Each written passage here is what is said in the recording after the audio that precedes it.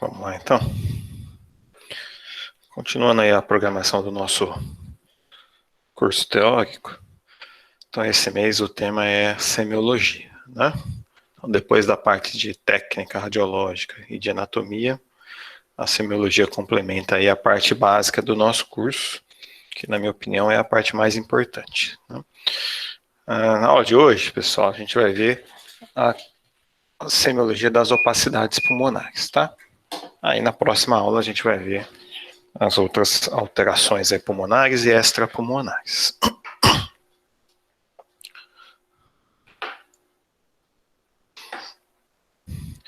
Então, a semiologia, né, que é o jeito, né, a técnica de você olhar o exame e descrever, a semiologia radiológica, ela é tão importante quanto a semiologia clínica. Então, da mesma maneira que existe um jeito de você conversar com o paciente, anotar os dados da história, você examinar o paciente e descrever o exame físico, existe um jeito correto de você avaliar o exame de imagem e descrever essas alterações, tá? E ambas fazem parte aí do princípio da boa prática da medicina, né? E da radiologia, obviamente. Em radiologia torácica, pessoal, a gente tem consensos, né? Tem documentos que nos guiam em como descrever os termos, né? As alterações, tá? Então, a terminologia é bastante bem organizada, né? E a ideia de você ter todo mundo falando a mesma língua é facilitar a troca de informações não só entre as diferentes especialidades médicas, mas também entre as diferentes especialidades de profissionais de saúde, tá?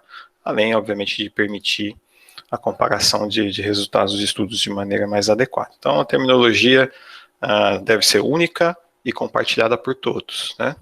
Tem diferentes documentos que descrevem a terminologia em radiologia torácica. O meu favorito já está fazendo aí mais de 10 anos, né? É o Glossário da Sociedade Fleischner, tá? Tem 2 documentos em português, um da Radiologia Brasileira, 2002, um do Jornal Brasileiro de Pneumo, 2010. E tem o livro do Colégio Brasileiro de Radiologia, tá? Tá para sair um outro documento aí,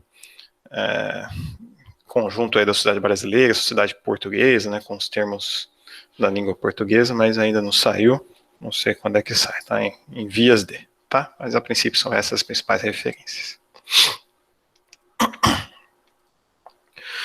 Nessa aula, então, os objetivos compreendem aprender, né, os principais termos semiológicos usados na imagem do tórax, com ênfase na tomografia, que é o principal exame de imagem na avaliação das doenças torácicas, né?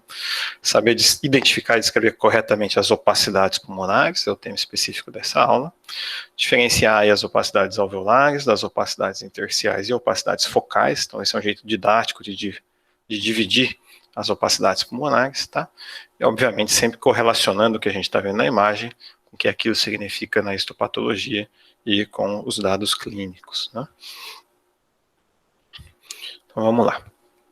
Vou começar pela consolidação, que é a principal opacidade alveolar, que, por definição, é uma opacidade densa e homogênea que não permite identificar os vasos e as paredes das vias aéreas, né?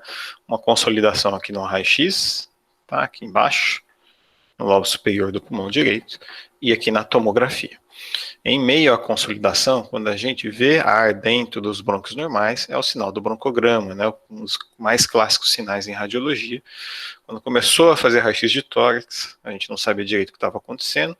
Se era identificado o sinal do broncograma, né, depois em correlação com a patologia, via-se que aquela alteração não somente era do pulmão, mas certamente era do espaço aéreo. Por isso, a importância do broncograma aéreo. Lembrando que uma consolidação, ela nem sempre é só inflamatória, ela representa o preenchimento do espaço aéreo, do espaço alveolar.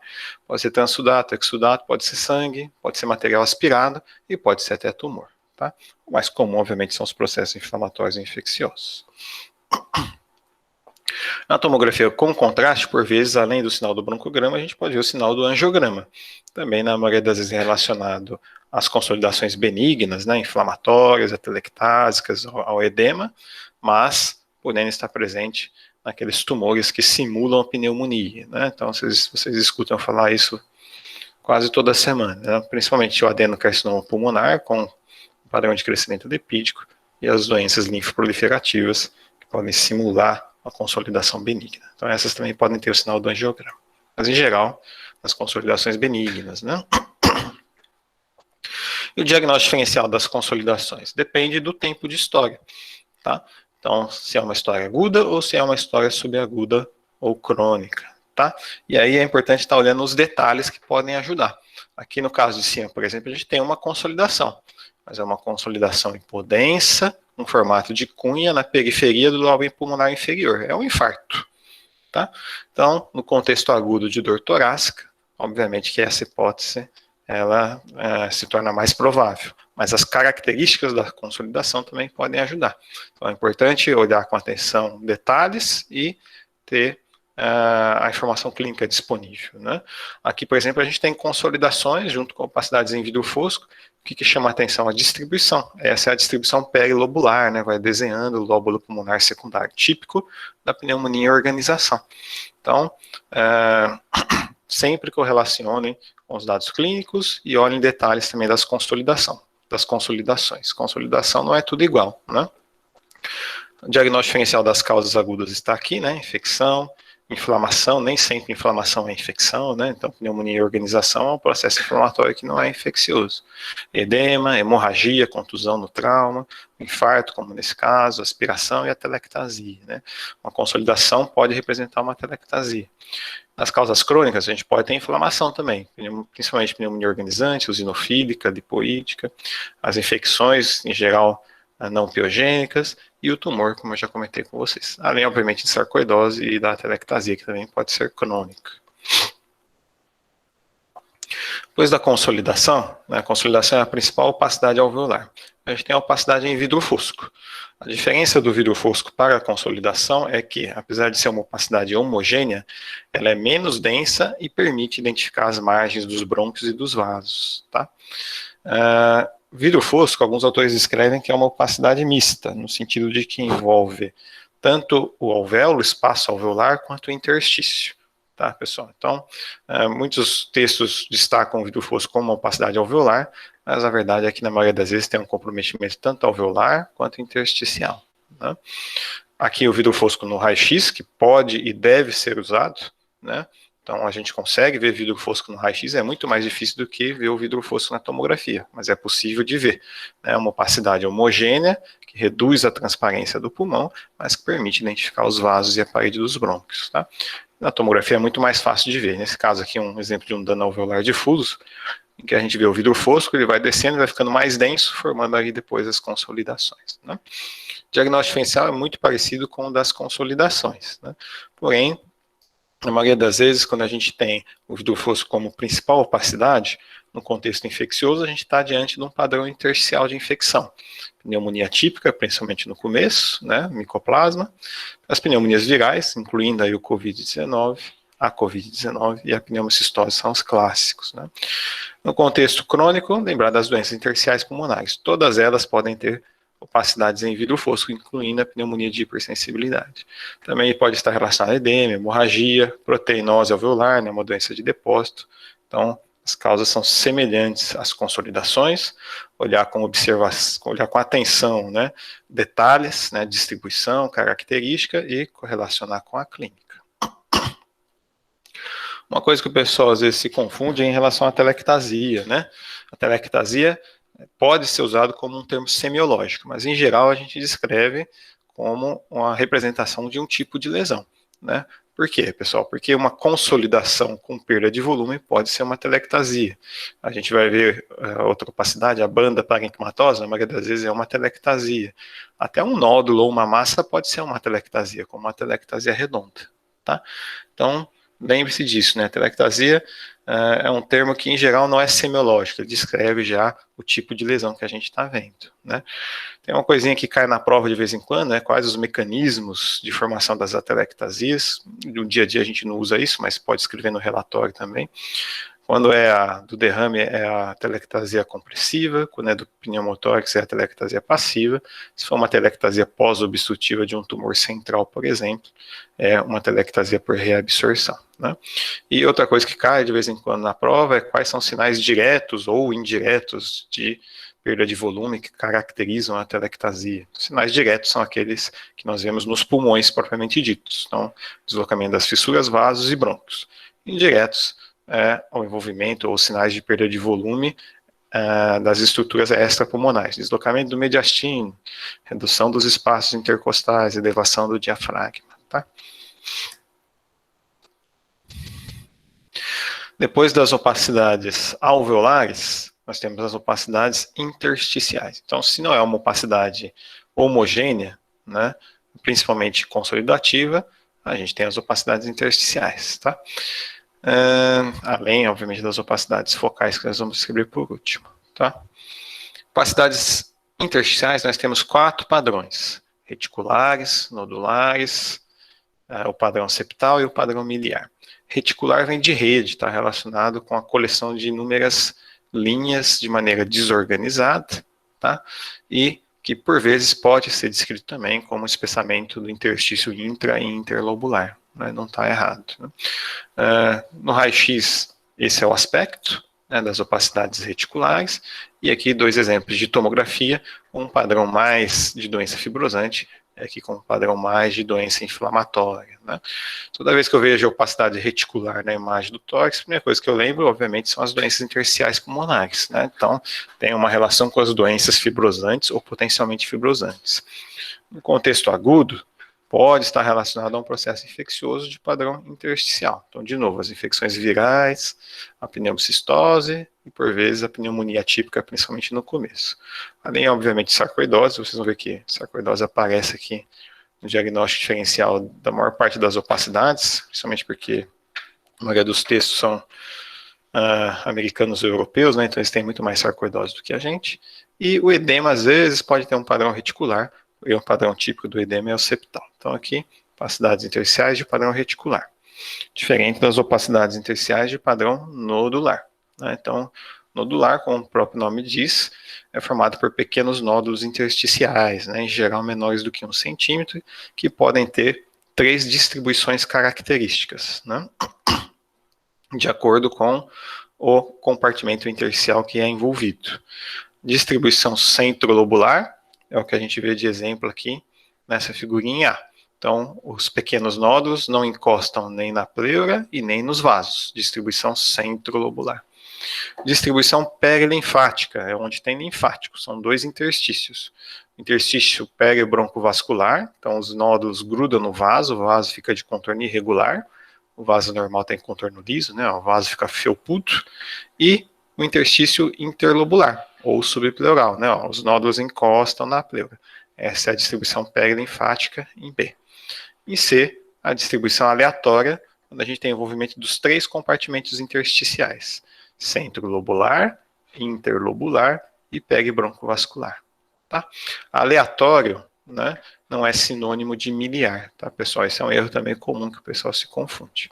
Aqui embaixo um exemplo de padrão nodular no raio-x, e o diagnóstico diferencial, né, quando eu vejo opacidades intersticiais de padrão nodular, a primeira coisa que vem na minha cabeça são as doenças granulomatosas, né, seja ela não infecciosa, como a sarcoidose e a silicose, ou infecciosa, causada principalmente pelas micobactérias e os fungos, né. Quando os nódulos são em vidro fosco, né, então veja, depende também da densidade. Quando os nódulos são em vidro fosco e centrolobulares, bronquiolite respiratória, pneumonia de hipersensibilidade não fibrosante. Se os nódulos estão unidos por imagens lineares, formando imagens de avo-embrutamento, bronquiolite inflamatória. E se tem um padrão aleatório, né, pode ser metástase hematogênica, se tem um padrão perilinfático, pode ser linfangite carcinomatosa, então também pode ser tumor. Então, da mesma maneira que a gente faz com as consolidações, olhar a atenuação, olhar a forma, olhar a distribuição. Isso ajuda na delimitação dos diagnósticos diferenciais. Depois do padrão intersticial reticular e do padrão nodular, que são os 2 mais importantes, né? Lembrando que no raio-x às vezes pode ter os 2 juntos e a gente descreve retículo nodular, não está errado. Tá? Então, depois do reticular e do nodular, a gente tem o padrão septal. Né?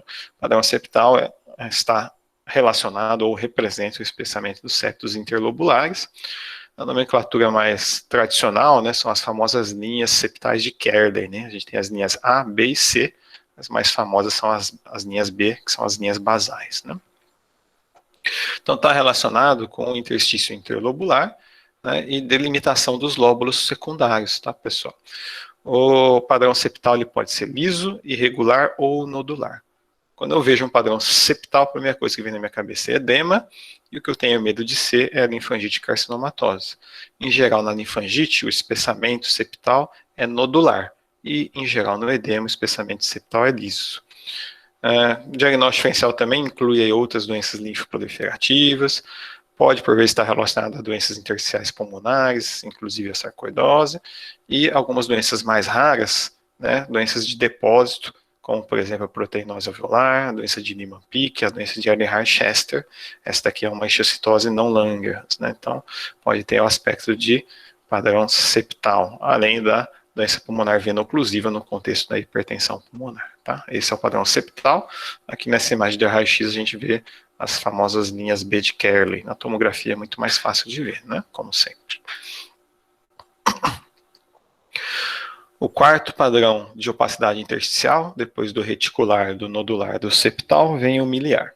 Nos textos mais antigos, turma, é descrito apenas dois padrões, reticular e nodular. O septal está como um subtipo do reticular e o miliar como um subtipo do nodular. Na nomenclatura mais moderna, né, a gente diferencia nesses quatro padrões, porque quando a gente identifica o padrão septal ou miliar, o grau de confiança no diagnóstico diferencial é maior, né, então são menos doenças, tá, são padrões mais específicos. Por isso que é legal de tentar sempre encaixar, quando possível, nesses dois padrões mais novos, septal e miliar. Miliar não é sinônimo de aleatório ou randômico, né, como alguns textos gostam de descrever, né? Não basta ser aleatório. Os nódulos têm que ser pequenos, difusos, sutis, envolvendo aí praticamente todo o pulmão, né, ou a maior parte do pulmão. Então a distribuição é aleatória, mas tem também essa característica dos nódulos, tá? Quando a gente vê um padrão miliar, a primeira coisa que a gente pensa é tuberculose. A segunda coisa que a gente pensa é tuberculose. A terceira coisa que a gente pensa é tuberculose. Né? E depois, professor, não pense em mais nada? Pensa. Né? Então, lembrar das outras doenças granulomatosas, no contexto infeccioso, as infecções fúngicas, principalmente a histoplasmose, que é o bicho que mais imita a tuberculose na imagem. Né? E, por último, ter receio de ser metástase, principalmente metástase hematogênica de tumores hipervasculares, o clássico tireoide, mama e rim. Tá? Então, o diagnóstico diferencial é mais restrito, é importante sempre ter o contexto clínico para poder ajudar mais o colega que pediu o exame. Né? Vou comentar aqui sobre esses dois tipos de opacidades, as opacidades de decúbito e as linhas subepidurares, que são bastante comuns e às vezes podem confundir principalmente com as opacidades intersticiais. Né? As opacidades de decúbito sempre aparecem no aspecto posterior dos pulmões, mais nos lobos inferiores, na periferia. Na maioria das vezes tem um padrão ou são representadas por áreas de atenuação em vidro fosco, às vezes com discreto reticulado. Né? Como que resolve a dúvida se é ou não opacidade de decúbito, se é ou não uma doença intersticial pulmonar inicial? Tem que fazer o exame de barriga para baixo. Vocês vão ver que aparece mais opacidade de decúbito quando a gente faz o exame com contraste, principalmente as angiotomografias, tá? Muito mais comum. Né? E as linhas subplurais são essas imagens, em geral, paralelas à pleura, né? Como a gente vê aqui embaixo, que tendem a representar em microtelectasias, tá? Por vezes também pode confundir com doença intersticial. Lembrar que tanto a opacidade de decúbito quanto as linhas subplurais não tem associação com bronquiectasia de tração, nem cistos e nem faviolamento, tá? Então, um jeito de você tirar a dúvida em relação às duas é fazer barriga para baixo, e às vezes só de fazer uma inspiração melhor você já resolve essa dúvida, tá? Após as opacidades alveolares intersticiais, a gente tem as opacidades focais. Né? Basicamente, é o nódulo. Né? O nódulo é uma opacidade arredondada ou ovalada, que mede até 3 centímetros, tridimensionalmente definida. Por isso a importância das reconstruções. Muitas vezes, para você diferenciar um nódulo de uma opacidade que você não consegue classificar adequadamente. Né? Ou de uma opacidade alveolar, ou uma opacidade intersticial, uma opacidade em que você não enquadra em nenhuma característica, descreve apenas como opacidade. Né? O nódulo ele pode ser sólido, como a gente vê aqui na figurinha A, quando ele é representado por atenuação de partes moles. Ele pode ser não sólido, quando ele é só de vidro fosco, e ele pode ser parcialmente sólido quando tem vidro fosco e partes moles junto, tá? Em relação a essas densidades, né, a chance de malignidade é maior no nódulo parcialmente sólido. Por quê? Porque os nódulos sólidos são os mais prevalentes e a maioria dos diagnósticos diferenciais se enquadra dentro do contexto do nódulo sólido. Olhar o tamanho, olhar a forma, olhar as margens e, obviamente, além de ver se é sólido, não sólido ou parcialmente sólido, se não tem calcificação, né, como esse amartoma sorrindo aqui para a gente, se não pode ser hipervascular, como nessa malformação arteriovenosa, né, olha como o realce tem um aspecto vascular, obviamente, além de ter dilatação aqui de vasos supridores, né. Ver se não tem tecido adiposo, que daí também pode representar um amartoma. Então, olhem com atenção também diferentes densidades dos nódulos. Lembrando que a calcificação benigna ela é central, nodular ou em pipoca. Microcalcificação ou calcificação periférica pode estar relacionada a tumor. Tá? Quando a gente vê nódulo no pulmão, o que vem na nossa cabeça? Principalmente neoplasia, seja ela primária pulmonar ou metastática. Principal diagnóstico diferencial, os granulomas. Né? E depois vem as coisas menos comuns, a amartoma, os cistos intrapulmonares, né? As lesões vasculares e, por vezes, né, pneumonia organização pode ter nódulo, áreas focais de fibrose podem formar nódulo, hematoma intrapulmonar pode formar nódulo, mas, em geral, no contexto de outras opacidades. Alterações relacionadas aos nódulos, né, também são importantes, né? Então, o nódulo que tem conteúdo de gás no seu interior é um nódulo escavado. Né, múltiplos nódulos escavados, doença granulomatosa, metástases, principalmente de seca de cabeça e pescoço, né, as vasculites, principalmente a granulomatose com polangite, antigo Wegener, embolia séptica no contexto agudo grave, né, nódulos reumatoides, né, então, de novo, a distribuição e o contexto clínico é essencial para fazer o diagnóstico correto. E às vezes a gente pode ter áreas de conteúdo gasoso, né, pequenas, em geral na periferia, de uma lesão que não é tão grande e que não tem necrose, tá? Então, isso representa uma pseudocavidade, tá? Pseudocavidade, na verdade, representa ali uma área de parênquima preservado, ou de enfisema, ou um bronco dilatado, né, que está alterada aí por conta do que está acontecendo em volta. E é descrito com uma característica marcante do adenocarcinoma de pulmão, com crescimento lipídico. O nódulo também às vezes está na ponta do vaso, a gente chama de sinal da ponta de vaso ou do feeding vessel, tá? Clássico da metástase da embolia séptica, como nesse exemplo aqui em cima. E a gente pode ter também o sinal da galáxia, né? Quando a gente tem um nódulo principal e múltiplos micronódulos ao redor, né? Tem sido descrito como clássico da sarcoidose e da tuberculose em atividade. Então tem alguns sinais relacionados ao nódulo, assim como a gente tem sinais relacionados à consolidação, que podem ajudar, podem acrescentar especificidade na caracterização da lesão. Né? Tem mais, na próxima aula a gente vai ver mais também. Sinal do halo e sinal do halo invertido, é importante não confundir. No sinal do halo, a gente tem a opacidade, nodular ou não, sólida, com densidade de partes moles e o vidro fosco ao redor.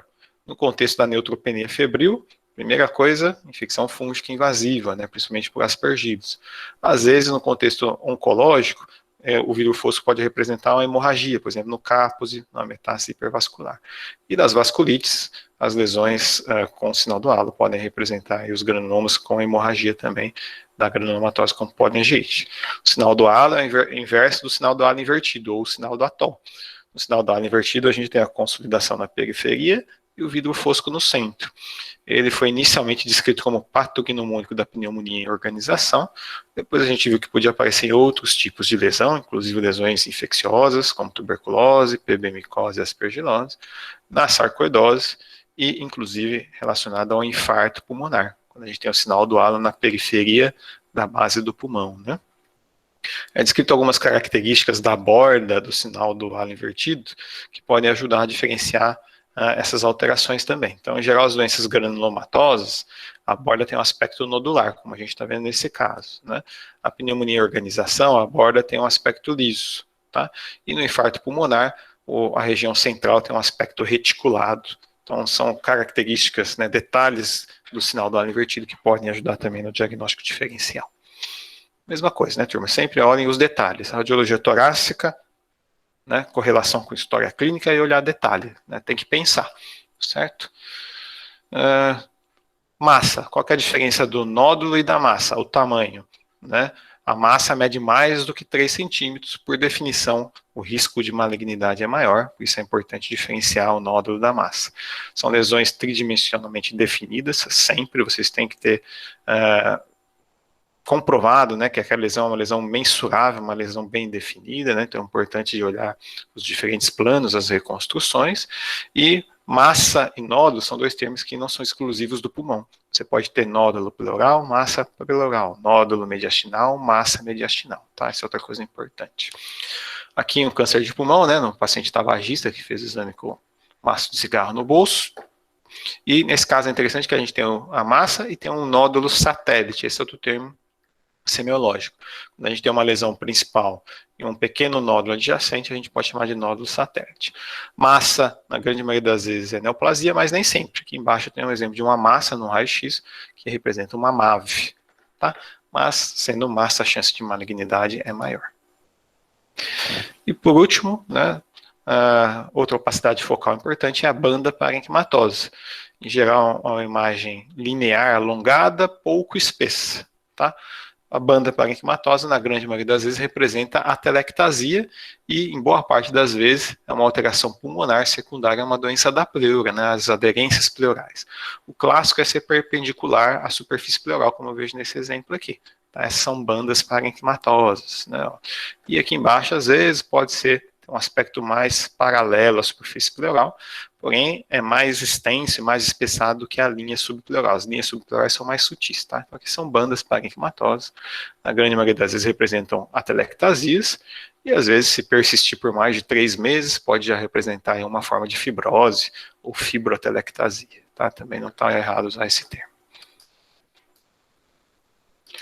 Para concluir então, turma, né, a semiologia, né, então o jeito de examinar, o jeito de olhar o exame e descrever as suas alterações.